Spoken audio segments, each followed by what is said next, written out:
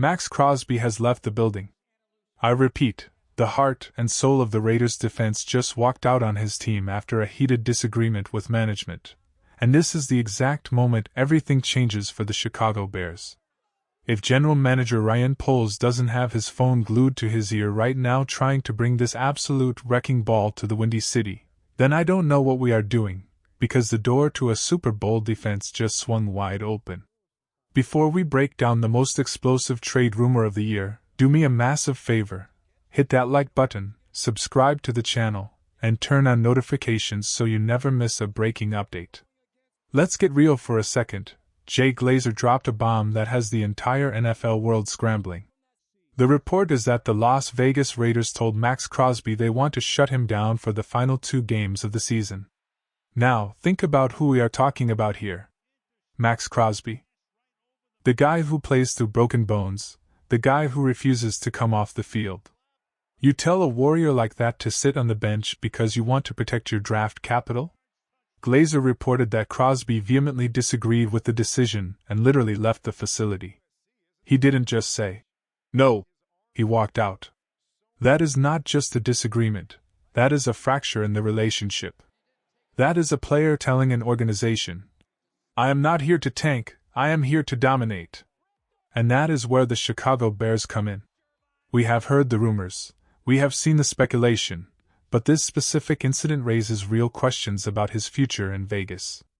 If he is unhappy, and if the Raiders are looking to rebuild, this is the win now move that Chicago has been waiting for. Imagine adding Maxx Crosby to a defensive line that already features Montez Sweat, Grady Jarrett, and the rising stars we have developing.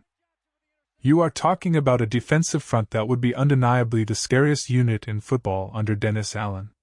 It's not just about getting a good player, it's about getting a tone setter. So, I have to ask you, does a competitor like Maxx Crosby really stay silent and happy while his team packs it in for the season? Of course not. And that frustration is our opportunity. Let's look at the logistics, because I know the first thing you're thinking is the cost. Yes, it's going to be expensive.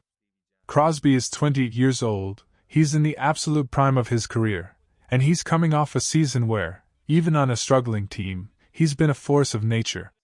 We are talking about 73 total tackles, 20 quarterback hits, 10 sacks, and 28 tackles for loss. Those aren't just good numbers. Those are Defensive Player of the Year caliber numbers. He forces fumbles, he deflects passes, he gets interceptions. He ruins game plans. Now, the contract is massive, I won't sugarcoat it. He signed a deal that runs all the way through 2030, totaling over $106 million, averaging more than $35 million a year. $91 million of that was guaranteed. But here is the silver lining, there is a potential buyout in 2027. If the Bears make this move, they aren't married to it for the next decade if things go south. But let's be honest, you make the cap space work for a guy like this. You convert base salaries to signing bonuses. You call up DJ Moore, you call up Tremaine Edmonds, you call up Montez Sweat, and you restructure. You do whatever it takes to clear the room because windows to win championships in this league are short, and you have to pry them open with elite talent. This brings me to the question of the day, and I want to see this comment section absolutely flooded. If it costs a first-round pick and a key player to get Maxx Crosby in a Bears uniform next season, are you pulling the trigger? Type Y for yes or N for no down below. I have a feeling I know which way this fanbase is leaning, but I want to see the numbers. While we dream about Crosby wrecking opposing quarterbacks, we have to talk about the weapons we already have, because there is a massive opportunity opening up this Sunday against the 49ers. And it's falling right into the lap of our rookie sensation, Luther Burden III. I am so pumped for this kid. The 39th overall pick in the 2025 draft is finally getting his shot to be the main man. We got some tough news that Rome Odunze has been ruled out for this game. Rome has been battling injuries all year, and frankly, I'm glad they are finally resting him. He's had a roller coaster season, 44 catches, 6 touchdowns, but he has been limping through it. Let him heal for the playoffs. But his absence means the door is wide open for Luther Burden to run through it and become that guy, for our offense. Burden has been heating up lately. He's missed some time, he's been a little streaky, but look at the flash plays. He has 36 catches for nearly 480 yards, averaging over 13 yards a pop. We saw what he did against the Packers before he got banged up, and we know he has that yards after catch ability that makes defenders look silly. This rookie is a bully with the ball in his hands. With Rome out, Burden isn't just a role player this week, he is WR2. This is his audition for the world stage. I want to see him dominate those intermediate routes and turn 5-yard slants into 50-yard touchdowns. The 49ers defense is no joke, but neither is this kid.